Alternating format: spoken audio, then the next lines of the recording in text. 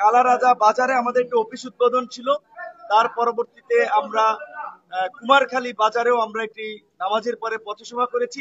সেখান থেকে আমাদের একজন নেতা যিনি মৃত্যুবরণ করেছে তার একটি স্মরণ সভা বকুলবাড়িয়ার পাতা বুনিয়া বাজারে আমাদের করার কথা, সেটা আমরা সম্পন্ন করেছি। আমাদের এই প্রোগ্রাম সম্পন্ন করতে প্রায় রাত্র 10টা বেজে যায়। 10টার পরবর্তীতে আমরা এই স্মরণ সভা শেষ করার শেষে শুনতে পাই যে এখানে এই পটুয়াখালী 3 আসনে বিএনপির মনোনয়ন প্রত্যাশী নেতা হাসান মামুনের সমর্থকরা আমাদের এই রাস্তায় গাছ ফেলে রাস্তা অবরোধ করেছে এবং আশপাশের তার অনুসারীদেরকে জড়ো করেছে। তারা রড, রামদা, চাপাতি হাতে গাছে উঠে বিল্ডিং এর থেকে গুলতি বা যেটা ছটকা বলে সেগুলো নিয়ে অবস্থান করছে।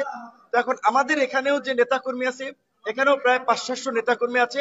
আমরা চাইলে কিন্তু যে কোনো প্রতিকূল পরিস্থিতি মোকাবেলা করে আমরা এগিয়ে যেতে পারি, কিন্তু আমি বরাবরই এলাকার পরিবেশ উত্তেজিত হোক, এলাকার মানুষ আতঙ্কিত হোক, এই ধরনের কোনো কর্মকাণ্ড করতে চাই না।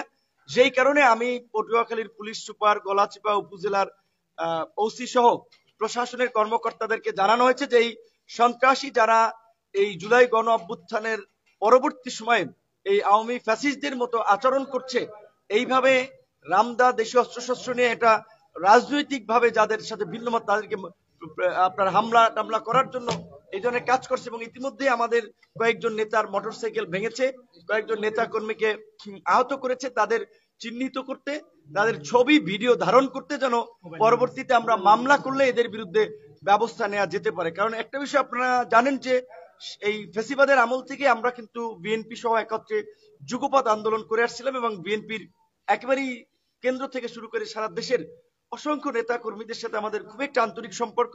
এইখানে যে বিএনপির নেতা মূলত তিনি আসলে আমাদের এই গণসংযোগে যে গণজোয়ার হয় সেগুলো দেখে তিনি ভীত সন্ত্রস্ত, যে তরুণ বয়সী বিপিনুর যদি এলাকায় এখানে একটা ভালো অবস্থান করে বা এমপি নির্বাচিত হয় তাহলে ভবিষ্যৎ তার জন্য একটু কঠিন হতে পারে। এই আশঙ্কা থেকে তিনি আমাদের নেতা কর্মীদের বিভিন্ন ভাবে হেনস্থা করছেন, হয়রানি করছেন, কোথাও কোথাও হামলা করেছেন। এটা ইতিমধ্যে বিএনপির স্থায়ী কমিটির সদস্য জনাব আমির খসরু মাহমুদ চৌধুরী সালাউদ্দিন সাহেবকে আমরা আগেও জানিয়েছি, আজকে বিকেলেও আমি এটা সালাউদ্দিন সাহেবকে জানিয়েছি।